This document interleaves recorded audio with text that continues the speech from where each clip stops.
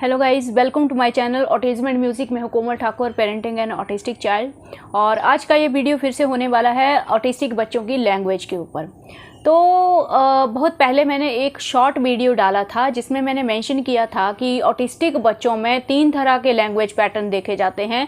यानी कि कुछ बच्चे जो हैं वो फुली लैंग्वेज डेवलप करते हैं और कुछ लिमिटेड लैंग्वेज में रहते हैं मेरे बेटे की तरह, और कुछ जो है वो नॉन वर्बल भी रहते हैं। लाइक कुछ अगर सिवियर केसेस हों तो उनमें नॉन वर्बल भी रहते हैं। और वहाँ पे मैंने ये भी मेंशन किया था कि लैंग्वेज फुली डेवलप होगी या फिर लिमिटेड रहेगी या नॉन वर्बल रहेगा बच्चा, ये डिपेंड करता है कि उस ऑटिस्टिक बच्चे का ब्रेन कितना अफेक्टेड है।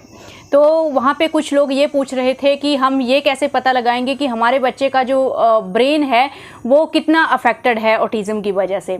सो गाइज़, इसमें कुछ भी आपको ज़्यादा मतलब वो बोलते हैं इसमें कुछ भी आपको ज़्यादा जांच पड़ताल करने की ज़रूरत नहीं है। ये ऑब्वियसली एक जनरल सा आइडिया मैं आप लोगों को देती हूँ। एक नॉर्मल बच्चा जो होता है वो 2 से 3 साल में आप देखोगे फुल लैंग्वेज डेवलप हो जाती है उसकी। और ऑटिस्टिक बच्चों को अगर पकड़ के चलोगे तो 3 ईयर में ये स्टार्ट करते हैं।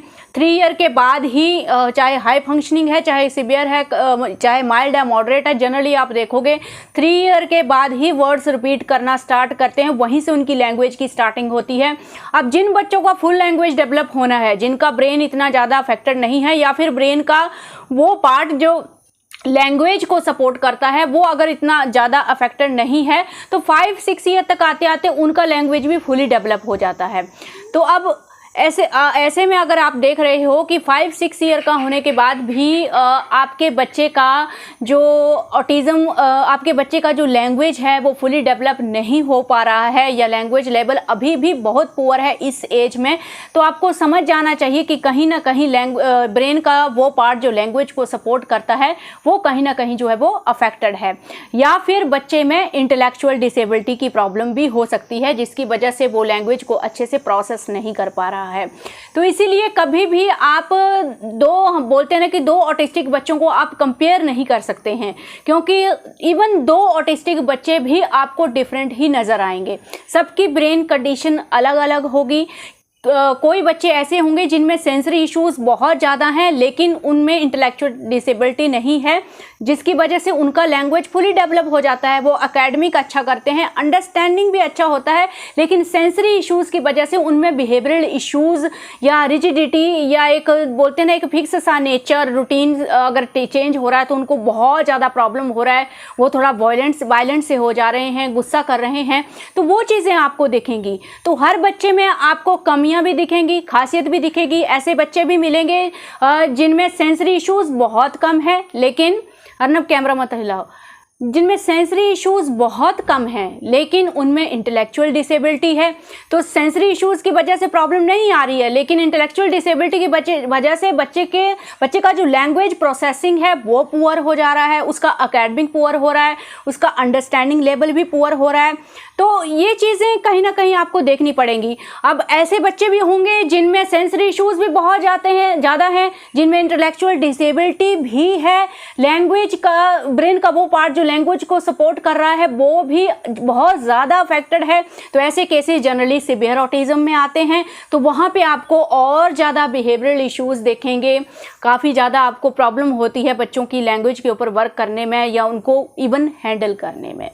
तो ये डिफरेंट कैटेगरी हैं। तो जब भी आपके दिमाग में ये क्वेश्चन आते हैं तो आपको ऑटोमेटिकली इस चीज़ का आंसर मिल जाना चाहिए। जैसे कोई कमेंट करता है कि 9 ईयर हो गए हैं, मेरे बच्चे का लैंग्वेज अभी डेवलप नहीं हुआ है, तो डियर कहीं ना कहीं ये संभावना है कि उसमें इंटेलेक्चुअल डिसेबिलिटी हो, तो जिसका आप डायग्नोसिस करा सकते हैं साइकेट्रिस्ट से जाके। हमने भी करवाया था, तो मेरे बेटे को भी माइल्ड इंटेलेक्चुअल डिसेबिलिटी है। अगेन जैसे ऑटिज़म के लेवल होते हैं तो इंटेलेक्चुअल डिसेबिलिटी के भी लेवल होते हैं परसेंटेज के हिसाब से, वहाँ पे भी लेवल मेंशन किए जाते हैं, माइल्ड है, मॉडरेट है या सिवियर है।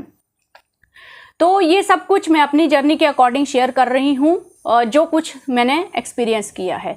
अब होता क्या है, कैसे डेवलप करेंगे, कैसे वर्क करेंगे अगर ऐसी कंडीशन हो रही है कि लैंग्वेज 5-6 ईयर तक मतलब 5-6 ईयर की एज तक भी लैंग्वेज बहुत पुअर है, या बच्चा फ्लैश कार्ड तक तो आ गया है, वो सिंपली फ्लैश कार्ड को देख के आप जो भी ऑब्जेक्ट नेमिंग बच्चे को सिखाते हैं, बच्चा आइडेंटिफाई करता है, बच्चा काफ़ी सारी नेमिंग भी सीख गया है, लेकिन उस लेवल के बाद बच्चा नहीं जा पा रहा है, क्योंकि तब आप एक्सपेक्ट करते हैं कि इतनी अच्छी वोकैबुलरी होने के बाद मेरा बच्चा जो है वो खुद भी उसको एनवायरनमेंट से चीज़ें कैच करके उसको खुद भी अपनी लैंग्वेज को नेचुरल वे में डेवलप करना चाहिए था, बट वो चीज़ नहीं हो रही है। तो ये वही बच्चे हैं जिनका 5-6 ईयर तक या 7 ईयर तक लैंग्वेज पुअर रहता है।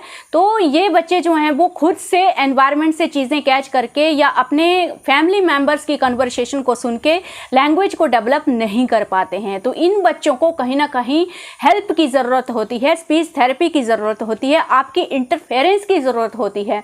हमें वो सिचुएशंस क्रिएट करनी पड़ती हैं जहाँ पे वो ब्रेन का वो जो हिस्सा है लैंग्वेज प्रोसेसिंग का वो ट्रिगर हो, बच्चा समझे कि ये तो इसने चीज़ रट ली, ये सिंपली रट ली उसने फ्लैश कार्ड देखे, आपने फिंगर रख के बोला ये मैंगो है, बच्चा हर बार मैंगो के ऊपर पिक्चर रख के बोल रहा है मैंगो। ये सिंपली एक तरह से आप बोल सकते हैं कि ये रट्टा ही है। यहाँ पे इतनी अच्छी अंडरस्टैंडिंग बच्चे की नहीं है। अंडरस्टैंडिंग तब होगी जब बच्चा उसको यूज़ करेगा, जब उसको मैंगो खाने की इच्छा हो रही है शॉप में या मार्केट में जाके, जब बच्चा ये बोलेगा कि हाँ मैंगो, भले ही वो पूरा फ्रेज स्पीच ना बोले बट शॉप में वो मैंगो को देख के बोले मैंगो, इट मीन्स वो अंडरस्टैंड कर रहा है और उसको ट्राई कर रहा है, अपनी कम्युनिकेशन के लिए उसको यूज़ कर रहा है। तो ये सिचुएशन होनी चाहिए, तब वो बच्चा जो है वो नेचुरल वे में सीखेगा। तो सेम अर्नब का भी प्रॉब्लम था और ये बात मेरे दिमाग में पूरी तरह से क्लियर थी, मैं वेट ही कर रही थी। हालांकि मैंने 5 इयर्स तक बहुत ज़्यादा मेहनत की और ये बात कहीं ना कहीं मेरे दिमाग में थी कि 5 इयर्स बहुत ज़्यादा जो है वो क्रूशियल हैं, बहुत इंपॉर्टेंट हैं और मुझे बहुत ज़्यादा मेहनत करनी है। तो 5 इयर्स तक अर्नब बड़ी मुश्किल से इतनी ज़्यादा मेहनत करने के बाद 5 या 6 ईयर में अर्नब फ्रेश स्पीच पे पहुंच पाया था, यानी कि छोटे छोटे सेंटेंस बोलना उसको थोड़ा बहुत, तब इतना ज़्यादा वो कम्युनिकेशन के लिए उसको यूज़ भी नहीं करता था। प्रॉपर कम्युनिकेशन के लिए जो उसने यूज़ करना सीखा या फिर बाहर जाके किसी इवेंट को उसकी ब्रीफिंग करना, समराइज़ करना या नीड को एक्सप्रेस करना, ये सब चीज़ें हमने अर्नब में 7-8 ईयर्स में जाके देखी थी प्रॉपर तरीके में। तो वो एक बेस बनता जाता है। स्टार्टिंग से जितना आप मेहनत करते जाते हैं, स्पेशली उन बच्चों में जहाँ माइल्ड इंटेलेक्चुअल डिसेबिलिटी भी है, तो जब आप विजुअल बुक्स की हेल्प से मेहनत करते जाते हैं, लैंग्वेज के ऊपर वर्क करते जाते हैं, तो धीरे धीरे वो बेस बनता जाता है। लेकिन फिर भी 7-8 ईयर्स लग गए उसको प्रॉपर कम्युनिकेशन के लिए, उनको यूज़ करने के लिए। तो यहाँ से आप देख सकते हैं जर्नी बिल्कुल भी इजी नहीं थी। बट पॉजिटिव पॉइंट ये है कि विद माइल्ड इंटेलेक्चुअल डिसेबिलिटी भी लैंग्वेज का एक अच्छा लेवल अचीव किया जा सकता है। नाउ मैं आप लोगों के साथ कुछ बुक्स भी शेयर करूंगी और आप लोगों को कुछ टिप्स दूंगी जो मेरे लिए हमेशा हेल्पफुल रहे। मैं किस तरह से लैंग्वेज का एडवांस लेवल अचीव करने के लिए बुक्स को किस तरह से यूज़ करती हूँ, वो मैं आप लोगों के साथ शेयर करूंगी। आई होप ये मेथड आप लोगों के काम भी ज़रूर आएगा, आप लोगों को भी बेनिफिट होगा। आप जब भी प्रॉब्लम ये होती है, मैक्सिमम पेरेंट्स ये जो लैंग्वेज बुक्स होती हैं इनको देख के वो मतलब इनसे दूर भागते हैं। एवरी टाइम आपको ऐसा लगता है कि हाँ फ्लैश कार्ड तक तो ठीक है, लेकिन उसके आगे जब आप लैंग्वेज बुक्स देखते हैं, स्टोरी बुक्स देखते हैं या फिर ये एनिमल्स बुक्स देखते हैं, लैंग्वेज वाली बुक्स देखते हैं, तो एवरी टाइम आपको ये लगता है कि ये तो मेरे बच्चे के लेवल से बिल्कुल बाहर है। तो उस बैरियर को आप छोड़ दीजिए। मैं आपको बताऊंगी हर बुक को, इवन किसी भी तरह की बुक जो भी आपके पास है या कैसी भी बुक हैं, उनको आप कैसे यूज़ कर सकते हैं। क्योंकि जब माइल्ड इंटेलेक्चुअल डिसेबिलिटी बच्चे के अंदर है तो बच्चे का बेसिक लेवल और बच्चे का लैंग्वेज का एडवांस लेवल अचीव करने के लिए भी हमें विजुअल बुक्स को यूज़ करते करते रहना पड़ेगा। क्योंकि ये बच्चों के सामने अगर आप कुछ भी बोलते हैं, ऐसी चीज़ें जो दिखती नहीं हैं, उन चीज़ों को ये बच्चे ना तो याद कर पाते हैं और ना ही उन्हें समझ पाते हैं। जबकि विजुअल बुक्स से जब भी हम कोई कॉन्सेप्ट इन बच्चों को समझाते हैं बार बार, तो वो कॉन्सेप्ट परमानेंटली उनके दिमाग में रहते हैं। आप ये चीज़ ज़रूर नोटिस करेंगे और यही वही चीज़ हमें चाहिए। जबकि आप सिर्फ बोल के अगर बच्चे को कर रहे हैं तो उससे ये होता है कि बच्चा थोड़ी देर के लिए उस चीज़ को समराइज़ भी कर ले, लेकिन बाद में 2-3 दिन के बाद उसको वो भूल जाता है। सो हमेशा याद रखें 8, 9, 10 ईयर्स तक, आगे से आगे, इवन अगर आपने एकेडमिक स्टार्ट नहीं किया है, ऐसे भी बच्चे हैं 7, 8 ईयर्स तक के जो स्कूल नहीं जाते हैं, तो उन बच्चों को और कम अपॉर्चुनिटी मिलती है बुक्स की हेल्प से लैंग्वेज को डेवलप करना। तो अर्नब स्कूल भी जाता है तो उसकी जो एकेडमिक की बुक्स होती हैं उनसे भी उसको हेल्प मिलती है। और अगर आप स्कूल नहीं भेज रहे हैं तो लैंग्वेज बुक्स को यूज़ करना सीखिए, कंटिन्यूसली यूज़ कीजिए। सो बढ़ते हैं बुक्स की तरफ।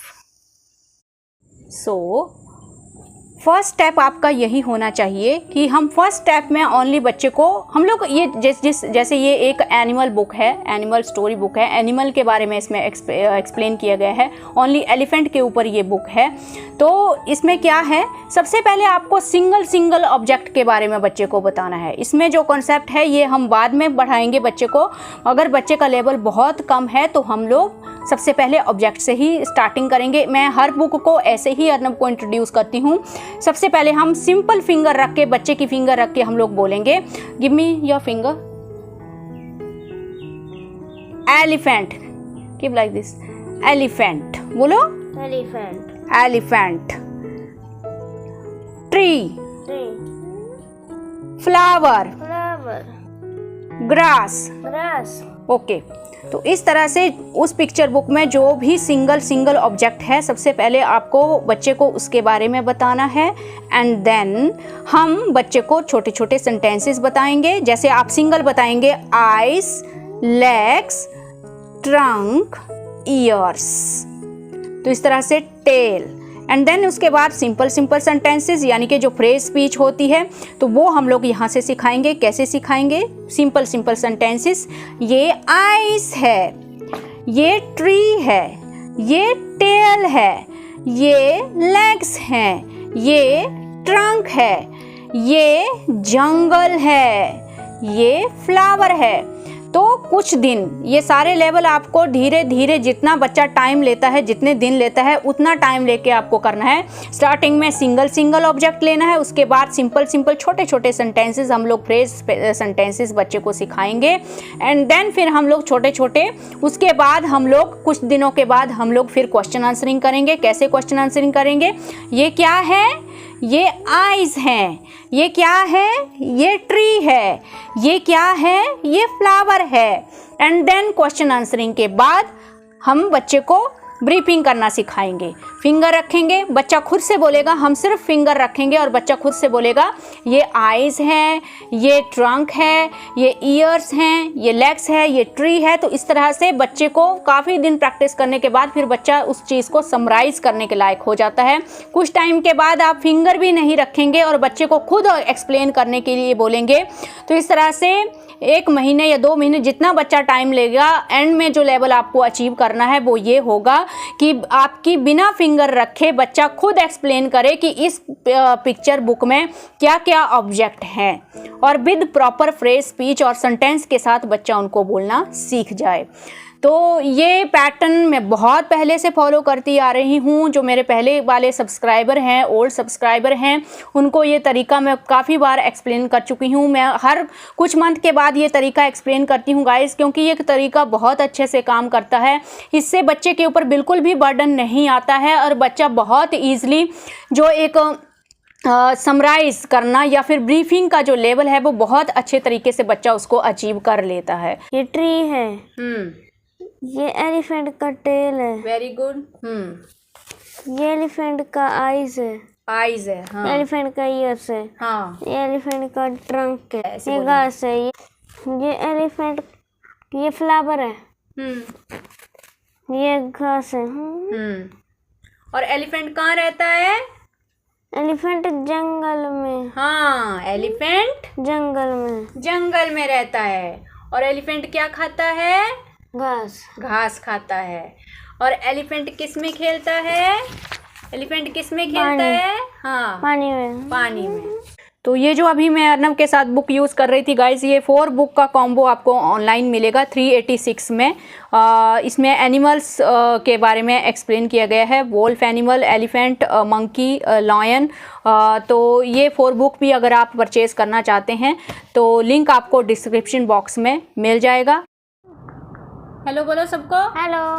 ओके, चलो देखो क्या है, फिंगर रखो, पहले ये पढ़ो क्या है ये। आई एम एन एलिफेंट। ओके, कौन सा एनिमल है ये? एलिफेंट। एलिफेंट। नेक्स्ट रीड करो। I am an elephant, I am so god. No. Grand. हाँ। Do you know I am the largest animal no land. हाँ, इसको उल्टा पढ़ा। On land. Okay, next. I am so big and strong. My ears are large and my trunk is long. What is this? Trunk. हाँ। The trunk is long. हाँ, ये क्या है? I walk around with big steps. I have 2 tusks, 1 tail and 4 legs. When I walk in the mud, it makes a big thud. Okay, आगे देखो, ये देखो, ये क्या है? एलिफेंट के टस्क। कितने टस्क होते हैं? 2 टस्क। 2 टस्क। और ये क्या है? एलिफेंट की सूंड। सूंड। और सूंड को क्या बोलते हैं? ट्रंक। ट्रंक। और एलिफेंट की कितनी लेग्स हैं? 4 legs। 4 लेग्स। और एलिफेंट क्या कर रहा है? स्विमिंग। देखो, हॉप। Elephant mud. मड में खेल रहा है। खेल रहा है। मड मीन्स कीचड़। कीचड़। तो एलिफेंट क्या करता है? कीचड़ में कीचड़ में खेलता है। ऐसे लोटपोट होता है, ऐसे सो जाता है, कीचड़ ऊपर फेंकता है। नेक्स्ट पढ़ो। I am grey like a mouse but big like a house. I have a nose as long as a snake. When I move, I make the earth shake. Okay, elephant का कौन सा colour है? Grey. Grey colour है elephant का। Grey colour. Elephant क्या कर रहा है? कलर पेंटिंग करेगा। इधर क्या करेगा? पेंटिंग करेगा एलिफेंट। सो कुछ इस तरह से आप बुक्स को यूज़ कर सकते हैं गाइस। सबसे पहले सिंगल ऑब्जेक्ट वोकैबुलरी यानी कि, एंड देन आप उस बच्चों को छोटे छोटे सेंटेंसेस सिखाते हैं, एंड देन उन्हीं सेंटेंसेस को क्वेश्चन आंसरिंग में यूज़ करते हैं। और फिर जो क्वेश्चन आंसरिंग है उसी को समझ के बच्चा जो है वो एंड में उसको समराइज़ करता है या फिर ब्रीफिंग करता है। तो इसी तरह से आप अदर बुक्स को भी यूज़ कर सकते हैं गाइस। काफ़ी ज़्यादा टाइम लगता है गाइस। मुझे आज भी याद है जो सीक्वेंसिंग पजल मैंने इनिशियली ख़रीदे थे, लैंग्वेज बुक्स खरीदी थी, तो उनको करने में भी अर्नब को काफ़ी ज़्यादा टाइम लग गया था। उनमें से काफ़ी ज़्यादा चीज़ें जो हैं वो अर्नब में 7-8 ईयर्स में आके कंप्लीट की थी। तो काफ़ी ज़्यादा टाइम लग जाता है गाइस। तो पेशेंस रखने का ज़रूरत है और तरीका यही है। अगर इंटेलेक्चुअल डिसेबिलिटी है, 5-6 ईयर तक भी लैंग्वेज का लेवल बहुत ज़्यादा पुअर है, तो आपको इसी तरह से विजुअल बुक की हेल्प लेते रहनी पड़ेगी। ओनली यही तरीका है जिससे बच्चे की लैंग्वेज को हम लोग एक बेटर लेवल पे पहुंचा पाएंगे। कुछ भी शॉर्टकट नहीं है गाइस। ऐसा नहीं है कि हाँ ब्रेन में हम कुछ करेंगे और बच्चा बोलने लग जाएगा। हर चीज़ में मेहनत तो है ही यहाँ पे। तो मैं भी इतने सालों से मेहनत कर रही हूँ। अभी अर्नब 12 ईयर्स का होने वाला है। अभी तक उसका लैंग्वेज का फुल लेवल उसने अचीव नहीं किया है, लेकिन फिर भी एक बेटर लेवल है। तो वो एक्सपेक्टेशन मेरी है भी नहीं कि वो फुल लैंग्वेज डेवलप करे, इतनी लैंग्वेज डेवलप करे जिससे कि वो एक इंडिपेंडेंट लाइफ जी सके और उसको फ्यूचर में हेल्प हो सके। तो जितना ये हमारे ऊपर है गाइज, हम लैंग्वेज को कितना बेटर लेवल पे पहुंचा पाएंगे ये हमारे ऊपर भी डिपेंड करता है कि हमारे ऊपर कितना पेशेंस है और कितना टाइम हम उस चीज़ में दे रहे हैं। सो इस वीडियो को मैं यहीं पे एंड करूँगी। आई होप ये वीडियो आप लोगों को हेल्पफुल रहेगा। Thank you for watching this video.